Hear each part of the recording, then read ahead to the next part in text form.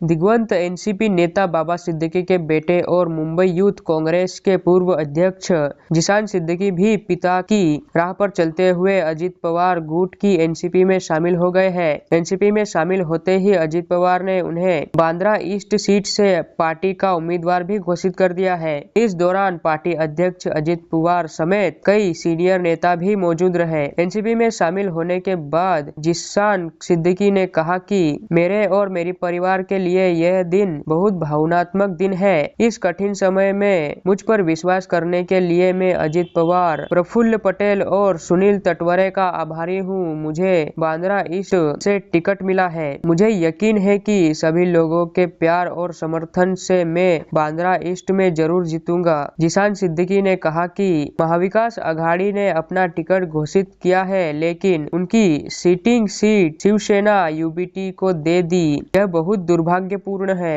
पिछले कई दिनों से कांग्रेस महाविकास आघाड़ी के कुछ नेता मेरे संपर्क में थे। कुछ कह रहे थे कि वह निर्विरोध बनाएंगे, कुछ आगे भी कह रहे थे कि आपको इंतजार करना चाहिए, लेकिन धोखा देना उनके कांग्रेस स्वभाव में है। मेरे पिताजी का अधूरा सपना था कि हमें यह सीट जीतनी है, हमें लोगों के अधिकारों के लिए लड़ना है। इस लड़ाई को लड़ते हुए उनकी हत्या हुई और मेरी रगों में भी उनका ही खून है, इसलिए मैं आगे लड़ता रहूंगा। हम इसे बांद्रा ईस्ट सीट से रिकॉर्ड वोटों से जिताएंगे। वहीं भाजपा नेता निशिकांत भोसले पाटिल और पूर्व भाजपा सांसद संजय काका पाटिल ने पाला बदल लिया है। दोनों नेता पार्टी प्रमुख अजित पवार की मौजूदगी में एनसीपी में शामिल हुए। संजय काका पाटिल और निशिकांत भोसले को उनके निर्वाचन क्षेत्रों के लिए एबी फॉर्म दिए गए हैं। वे महाराष्ट्र विधानसभा चुनाव 2024 के लिए एनसीपी के आधिकारिक उम्मीदवार हैं। निशिकांत भोसले इस्लामपुर से